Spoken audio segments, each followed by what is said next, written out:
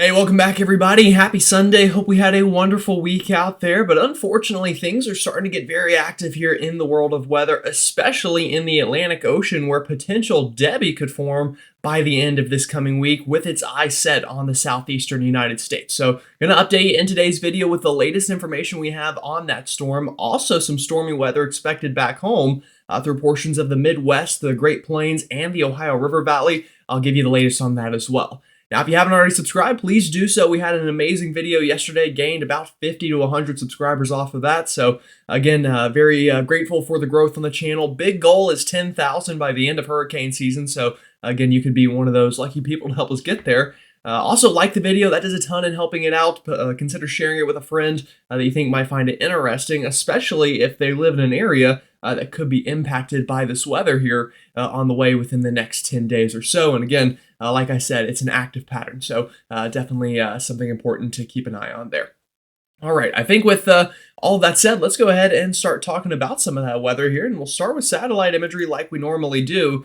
And as innocent as it looks right now, this little area out here in the Atlantic is actually what could potentially become Debby here on down the road. And again, I know right now you're looking at that and you're thinking, well, if anything, this wave looks way stronger, or all of this convection off the eastern seaboard looks like maybe that would be something a little more threatening. Well, the weather works in funny ways, and those are two areas we are going to watch for development maybe on down the road, especially that one back home here. That actually will likely bring some impactful weather to portions of New England and the Northeast the next couple of days, which we will touch on. But again, funnily enough, it's just that little area circled at the middle of the map there that is the one that we're watching, and the one that the National Hurricane Center has designated as an area to watch here within the next 7 days. So latest from the NHC, this is hot off the press, gives us a 40% chance of developing within the next 7 days, which is up. Yesterday morning, we were at 20%.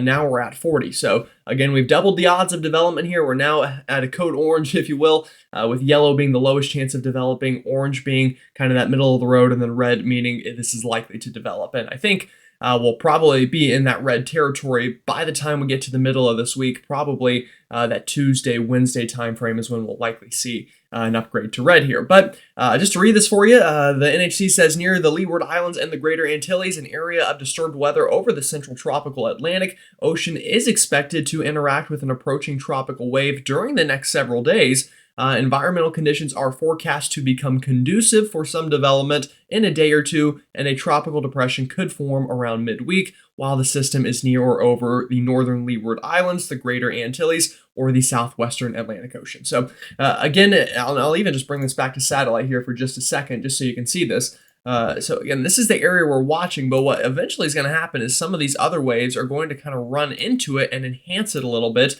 And that's what is going to give this the chance to kind of begin to, get off to the races and start developing here. So the area to watch for that development, again, the northern Leeward Islands. Once we get to that point onward, development could be possible. From there, anywhere through the Bahamas to just off the coast of Florida, whether that's the East Coast or the West Coast, we'll see. But signs are pointing at one or the other, and I'll show you that here in just a moment in the video. But again, that's the latest straight from the NHC and from our satellite imagery.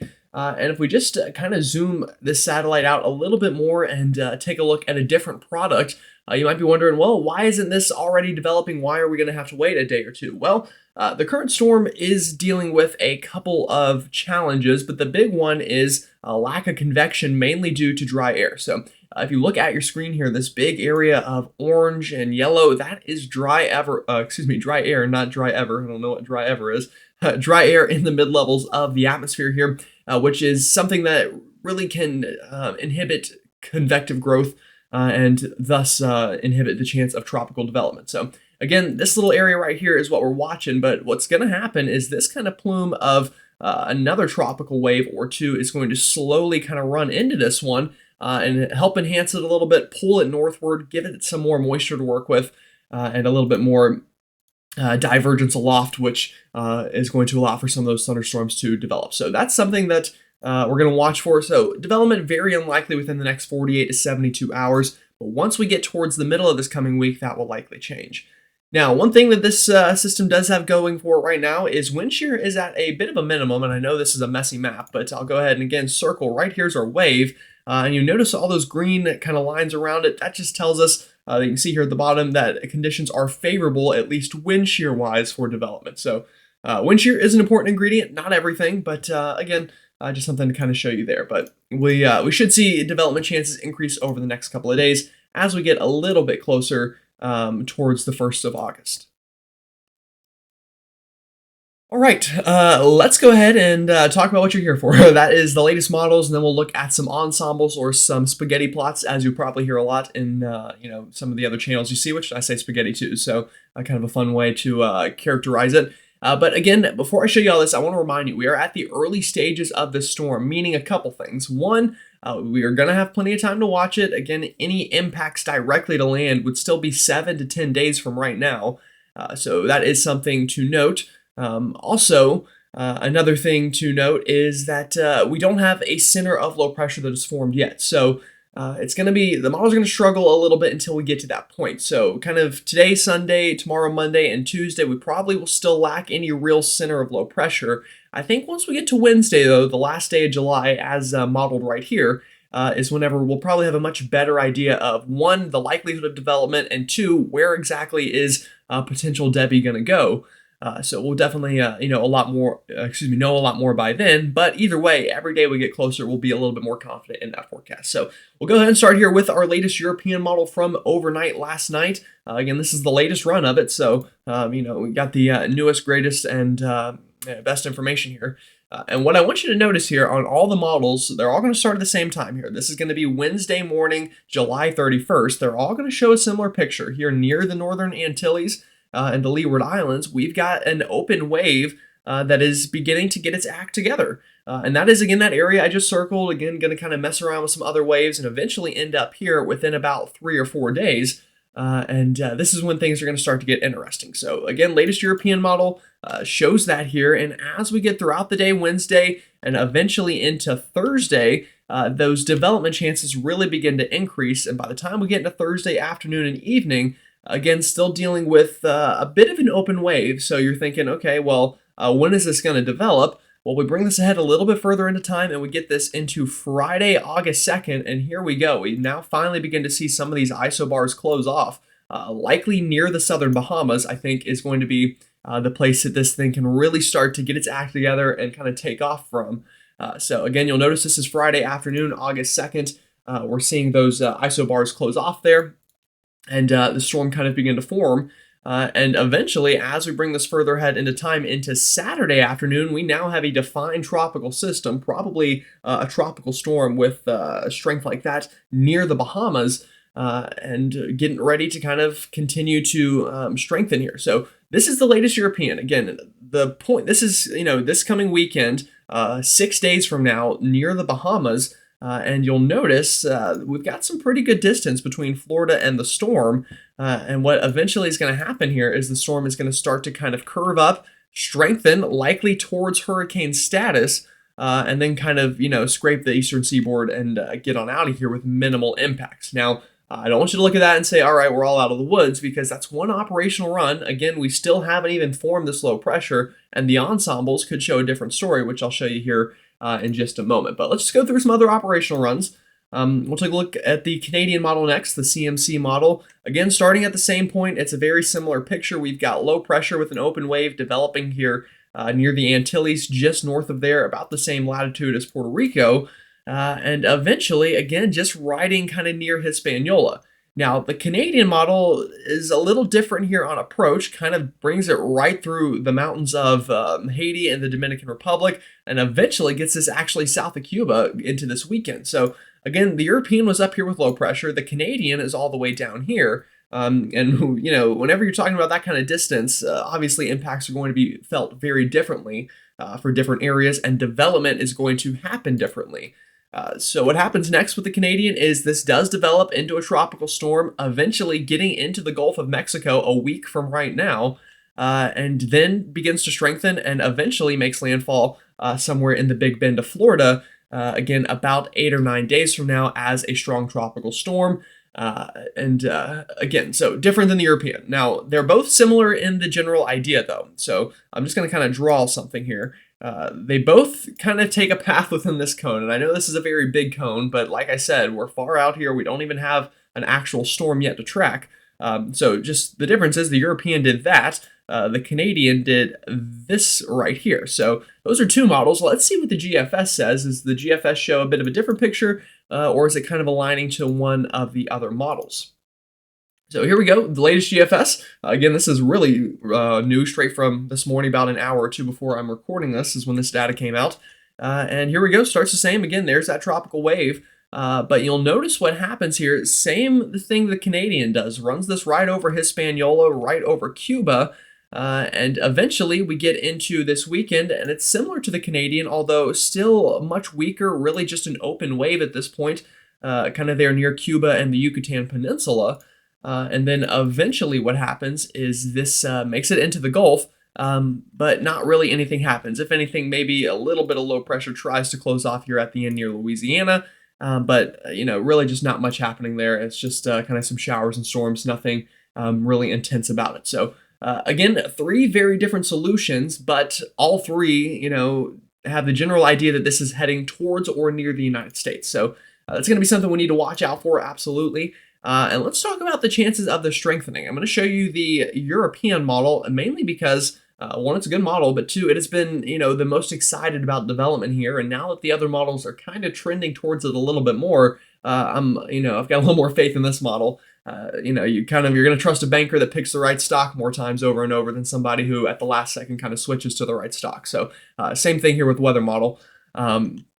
But here we go. We'll get this into this Friday, and here is our low pressure, again, near the Bahamas. I'll go ahead and circle it for you, and this map shows wind shear. So anywhere you see brighter colors, generally wind shear is more unfavorable. Anytime you see the whites or the light blues, wind shear is favorable, although that doesn't tell the entire story because it's also kind of matters the direction that these arrows are going.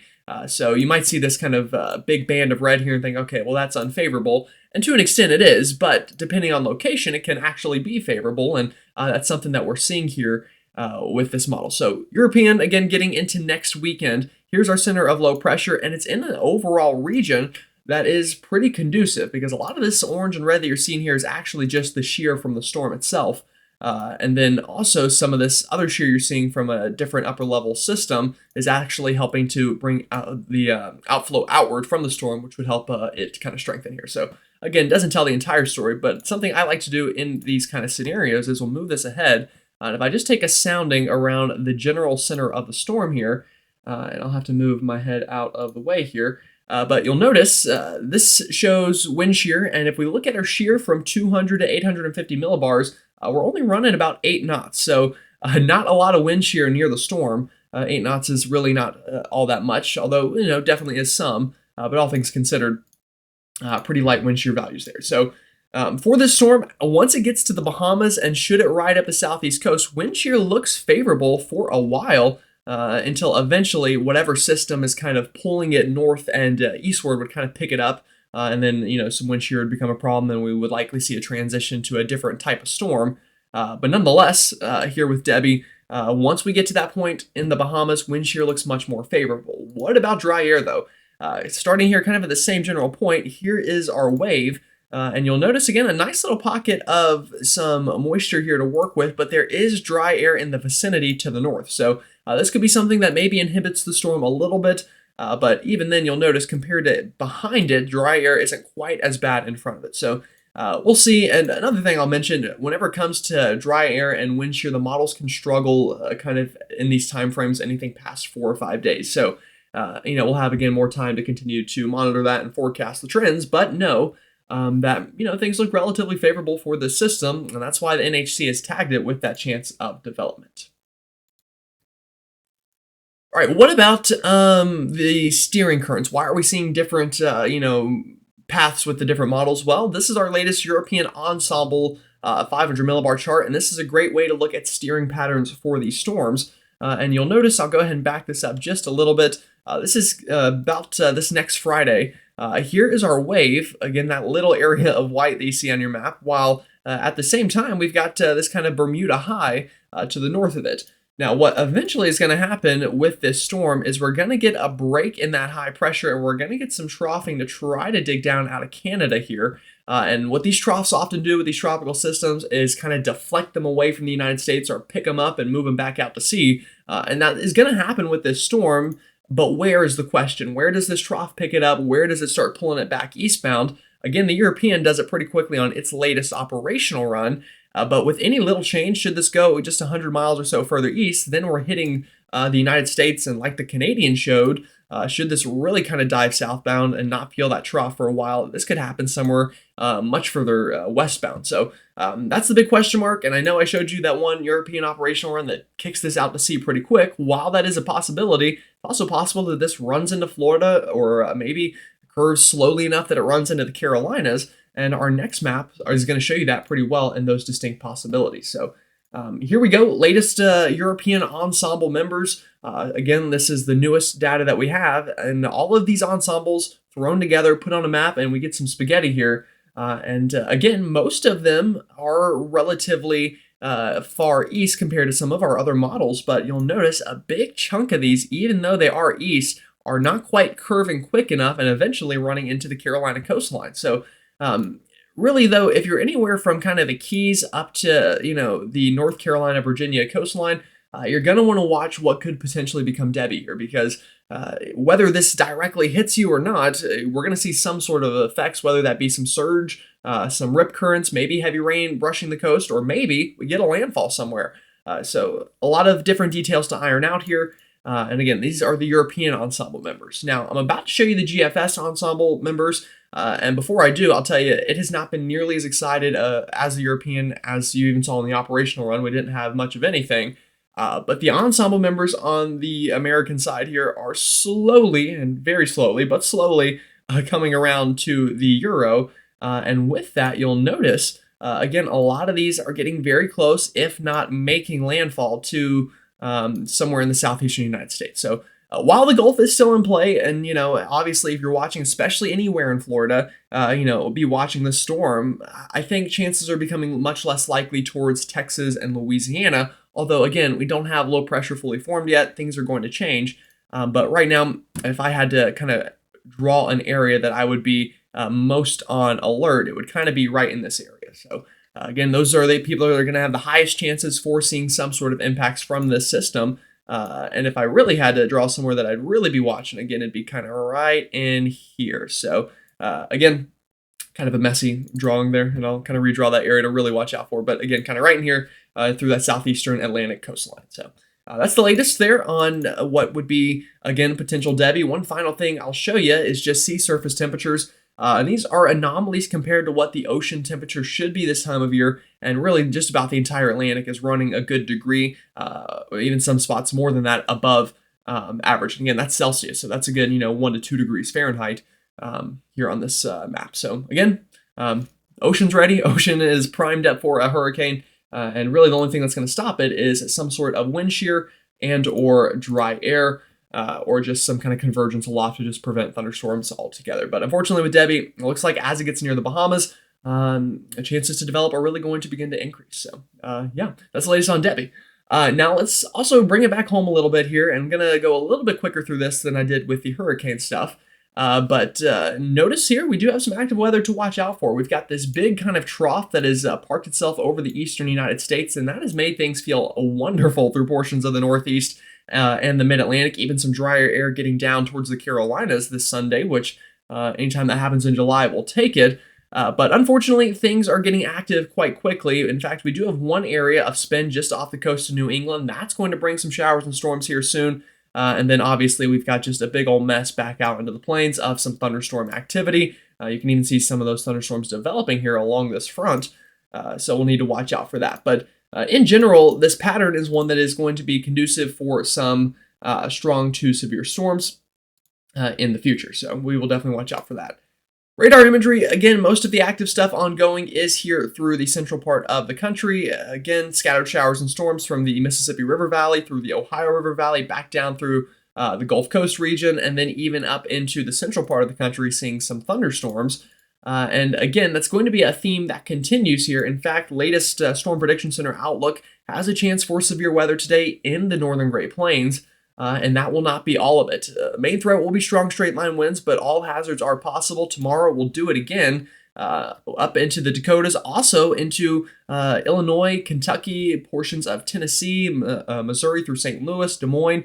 And then once again on Tuesday, a big threat area from the Dakotas all the way down through Tennessee. So what's driving this severe weather threat? Well, it's a good old-fashioned kind of ring of fire that we hear so much about this time of year. If we take a look at our latest European model, you will notice that kind of showing up pretty well here on our map going into this week. So again, we've got this big kind of ridge parked over the southern part of the country, and then here's that ring around it. That is going to kind of bring rounds of thunderstorms through the Great Plains, down through the Ohio River Valley, and potentially even into the southeast here throughout this week. Also, the other thing to note, notice the spin up into the northeast. That's that low pressure coming in off the Atlantic. That will bring some showers, some storms, but also some cooler weather as we get some of that flow in off of the cooler waters of the North Atlantic. They're just off the coast of New England. So kind of a catch-22 there. But overall, again, things looking active here for the foreseeable future. And if we take a look at some future radar plots, our latest NAM model for this afternoon, again, scattered showers and storms throughout really anywhere east of the Rockies here. Some enhanced areas of rain, though, again, through New England with that spin. Severe weather looks to be, relatively low with that, and wind shouldn't be a problem. Surge shouldn't be a problem, although we will see some enhanced onshore flow here towards Boston and areas of the New Hampshire and Maine coastline, but again, not a very strong system, so not too big of a deal there. But either way, again, rain chances possible anywhere, but notice what happens this afternoon and evening up north. This big complex of storms develops, and that is really going to be the theme for the next couple of days. As I breeze this through tonight, again, those complexes of storms continuing to rotate around this ring of fire, as we call it. So again, they're just going to continue to do that, and anyone in the east could get hit by one really at any point this week. Again, some enhanced rainfall there into the Carolinas overnight tonight and into tomorrow as that drier air unfortunately recedes. And then tomorrow afternoon, another complex of storms there through Illinois, Missouri, moving on down through the Ohio River Valley. Could see some more storms into the Carolinas. Again, just going to be a common theme all week, round after round after round of these complexes of storms. And you saw that with the Storm Prediction Center outlook. And unfortunately, that is going to be the case. So another unfortunate thing here is dew points are back and with a vengeance. Again, it feels great right now through much of the Northeast and down through portions of the Carolinas and Mid-Atlantic, but that flow back out of the Gulf is coming quickly, and you'll notice, look at all of these dew points returning up to their normal 70s for this time of year, even some 80s getting mixed in there, and that's going to be a theme all week. You'll notice by the time we get into Monday and Tuesday, all of us are right back into the depths of hell, unfortunately, is what it's going to feel like. So, not the greatest thing ever, but the good news is we're almost to August, and we're within that time frame. Within the next month or two, we can start to kind of slowly try to pick out some of these bigger cold fronts in the models. But unfortunately, again, it's going to feel like summer, and it's going to be stormy all week. So, again, got severe storms. We've got some stuff in the tropics, obviously, to talk about. And I'll keep you up to date with the latest on all of that. Now, again, if you haven't already subscribed, please do so. Like the video and comment. Let me know what you're seeing in your neck of the woods and kind of how you have prepared for hurricane season wherever you live. Alrighty, I appreciate it, y'all. Have a great rest of your week, I guess, and I will see you all tomorrow.